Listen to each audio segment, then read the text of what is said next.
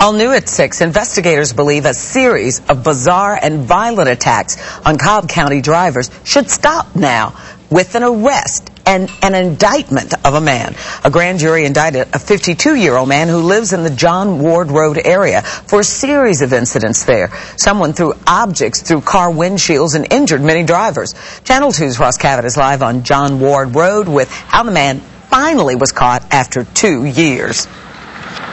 Monica, one of the victims of this case, told me when this was going on, he simply quit driving on this section of John Ward Road. We've been following this story for 2 years. Somebody driving in a pickup truck would be going down John Ward, either throwing or shooting something at a car approaching in the opposite direction.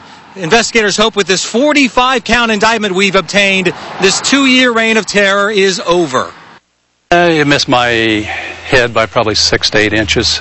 Michael Steen is listed as count 3 in the 45-count indictment. He says he was driving down John Ward Road in late 2008 when a metal ball bearing blew up his windshield.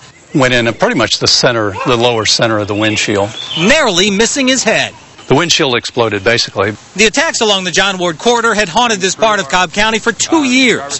But last month, one of the victims followed the suspect's GMC pickup, and police arrested Charles Samuel Lewis, a man in his early 50s, described by neighbors as a husband and grandfather. He lives in a neighborhood right off John Ward Road.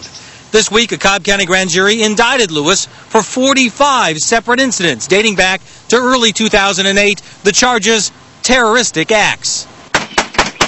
Lewis had bonded out on the initial charge. No one answered the door at his home, although his GMC pickup was in the driveway. Investigators say it was only by chance that no one was killed during this 2-year-long series of attacks. But for a few inches, it could have been more than just the truck that was damaged. And if there's any reason to be upset with the guy, it's the fact that he was so casual about this, what he was doing, total disregard for not just property, but individuals.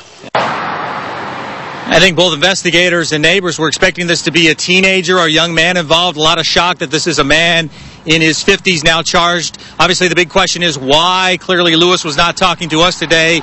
He will likely have to be rearrested on the new charges in this indictment. We're live in Cobb County. Ross Cavett, Channel 2 Action News.